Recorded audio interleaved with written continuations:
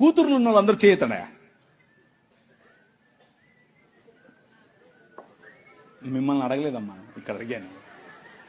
మీరు ధన్యులు, మీరు ధన్యులు. ఎందుకో తెలుసా? మీ పాపను చూసి 6 ఏళ్లైనా 10 ఏళ్లైనా 15 ఏళ్లైనా 25 ఏళ్లైనా 35 ఏళ్లైనా నో ప్రాబ్లం. బుగ్గల మీద చేయి పెట్టి ఎంత అందంగా ఉన్నావమ్మా నువ్వు అని చెప్పు.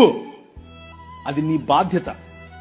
నువ్వు చెప్పడం మొదలు పెడితే పక్కనోడు చెప్తే మా నాయన ఎప్పుడో చెప్పాడు అంటది. అర్థమైందా? నీ కూతురు దగ్గరికి తీసుకో, కౌగిలించుకొని చెప్పు, ఐ లవ్ యూ బెటా.